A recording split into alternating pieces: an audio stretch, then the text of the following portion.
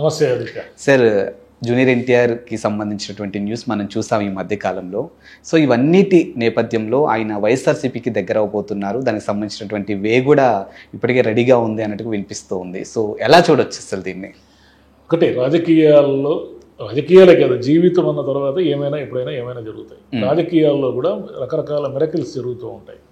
పూర్తిగా విరుద్ధంగా ఉన్నవాళ్ళు లేదా పూర్తిగా శత్రువులుగా ఉన్నవాళ్ళు స్నేహితులైపోవడము, ప్రాణ స్నేహితుల్లాగా ఉన్నవాళ్ళు శత్రువులైపోవడము, ఈ రెండు చూసాం మనం రాజకీయాల్లో.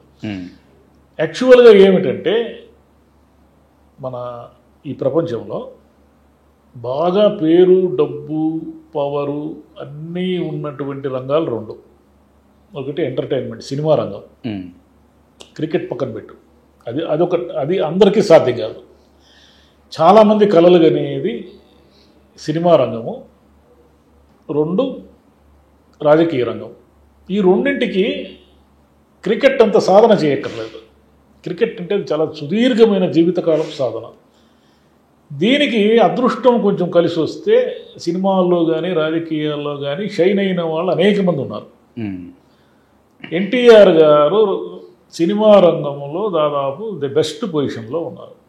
ఇక ఆయన జీవితంలో సాధించాల్సిన నెక్స్ట్ స్టెప్ ఏమిటి? ఎవరికైనా చిరంజీవి గారు ఒక రేంజ్ హీరో అయిన తర్వాత ఆయన అక్కడితో సినిమాల్లో మనం చేయగలిగింది ఏమీ లేదు, పాలిటిక్స్లో ఏదో చేద్దామనేది వచ్చారు. ఎవరైనా పవన్ కళ్యాణ్ గారు లెక్క పెట్టుకో, ఎవరైనా తీసుకోను, ఎన్టీఆర్ గారి దగ్గర నుంచి ఎంజీఆర్ గారి దగ్గర నుంచి ఎవరినైనా తీసుకో. జూనియర్ ఎన్టీఆర్ కూడా నెక్స్ట్ స్టెప్ ఏమిటి అంటే రాజకీయ రంగం. ఎప్పుడు ఎలా ఏమిటి అనేది క్వశ్చన్ మార్క్స్. ఒకటి, ఆయనకు రాజకీయాలపైన ఆసక్తి లేదా అంటే ఉంది అన్నదానికి నిదర్శనం ఏంటి? గతంలో ఆయన తెలుగుదేశం తరఫున చాలా గట్టిగా ప్రచారం చేశారు. ప్రచారం చేసిన తర్వాత ఈయన భవిష్యత్తులో లోకేష్కి సమాంతరమైన శక్తిగా ఎదుగుతాడని తొలి దశలోనే చంద్రబాబు నాయుడు గారు గుర్తించారు.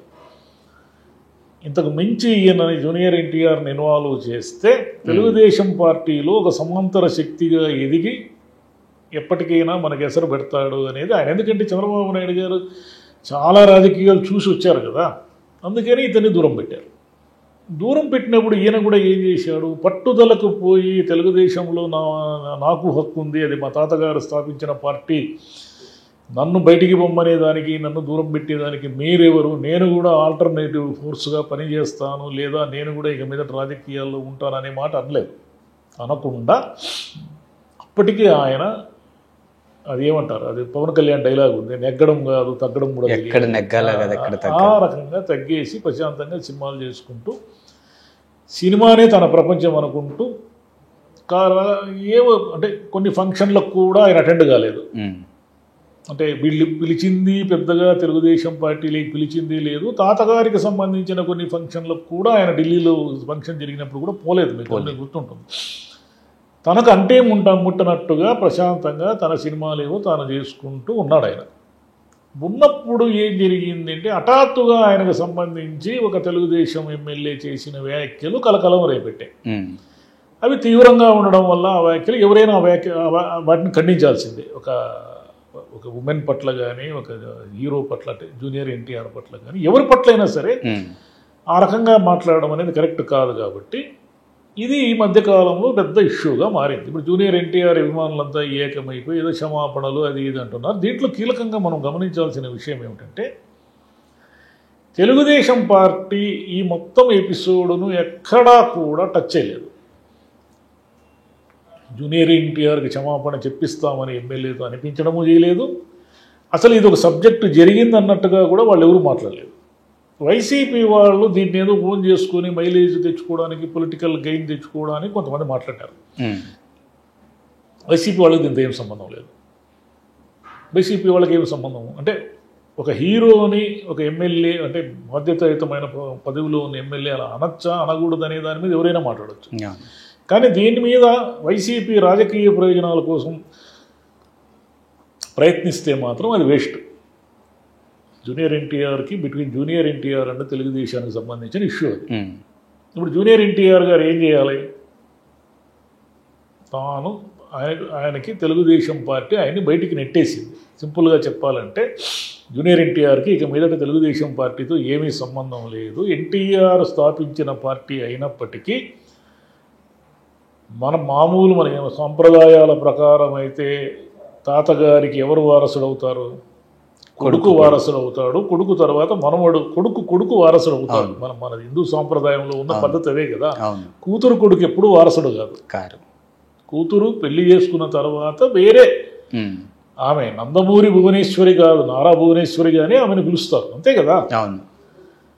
కానీ ఇక్కడ మారిన పరిస్థితుల్లో చంద్రబాబు నాయుడు గారు ముఖ్యమంత్రి కాబట్టి లోకేషే ఆ రాజకీయ పార్టీకి కానీ రాజకీయ పదవులకు కానీ వారసుడు కాబట్టి జూనియర్ ఎన్టీఆర్ ఎగ్జిట్ అయిపోయినట్లే ఆ పార్టీ నుంచి. ఇక మిగిలింది వైసీపీకి జూనియర్ ఎన్టీఆర్ వస్తాడు అనుకోవడం ఒక ఊరికి భ్రమ, అంతే. ఎందుకు వస్తాడు ఆయన? జూనియర్ ఎన్టీఆర్ తనంతటి వాడు తాను అనుకోనే వస్తాడు, కానీ నేను జగన్ గారి కింద పనిచేస్తాను, జగన్ గారి పార్టీలో పనిచేస్తానని ఎందుకు వస్తాడు? తెలుగుదేశానికి ప్రచారం చేశాడంటే అదొక లెక్క. తాతగారి పార్టీ కాబట్టి తాతగారి ఆశయాలకు అనుగుణంగా నేను ప్రచారం చేశానని ఆ రోజు ఆయన వచ్చాడు. రకరకాల కారణాల వల్ల ఆయన దూరం పెట్టింది, పార్టీకి ఆయన దూరంగా ఉన్నాడు. రేపు వైసీపీలోకి ఎందుకు పోతాడు ఆయన? వైసీపీలోకి పోయే అవకాశమే దరిదాపుల్లో లేదు. కానీ మారిన ఏవైనా పరిస్థితులు మారి రేపు జూనియర్ ఎన్టీఆర్ ఒక రాజకీయ పార్టీ పెడితే కూడా పెట్టచ్చు. పెట్టడు అనేదానికి ఏమీ లేదు. ఎందుకంటే కమల్ హాసన్ పెట్టాడు, రజనీకాంత్ నేను రేపు మాపు పెడతానని వెనక్కి వెళ్ళిపోయాడు, విజయ్ పెట్టాడు. రేపు జూనియర్ ఎన్టీఆర్ కూడా పెట్టచ్చునేమో. పెట్టాడు. పవన్ కళ్యాణ్ పెట్టాడు కదా, థర్డ్ ఆల్టర్నేట్ ఫోర్స్గా. ఇప్పుడు మూడవ ప్రత్యామ్నాయ శక్తిగా ఆంధ్రప్రదేశ్ రాజకీయాల్లో ఎవరు లేరు. పవన్ కళ్యాణ్ ఒక దశలో ఎదుగుతాడని అనుకున్నారు, కానీ పవన్ కళ్యాణ్ గారు ఎప్పుడైతే కూటమిలో కలిసిపోయి చంద్రబాబు నాయుడు గారే మా ముఖ్యమంత్రి అని యాక్సెప్ట్ చేసేసాడో అది థర్డ్ ఫోర్స్ ఎప్పటికీ కాదు. ఇంకా అది ఎప్పుడున్నా కూటమితో కలిసి పోటీ చేసి కొన్ని సీట్లు తెచ్చుకోవాల్సిందే. కాబట్టి భవిష్యత్తులో ఈ రెండు పార్టీలు కాకుండా మూడో ఫోర్స్ ఏదైనా ఉండాలి అనుకున్నప్పుడు జూనియర్ ఎన్టీఆర్ రావచ్చు కూడా, చెప్పలేము.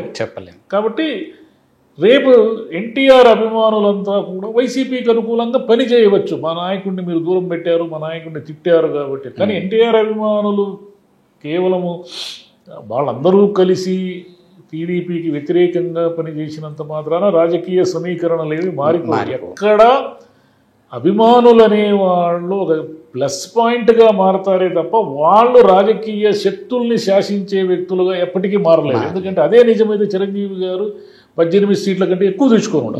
పవన్ కళ్యాణ్ గారు 2 సీట్లలో ఓడిపోయే పరిస్థితి వచ్చే ఉండకూడదు.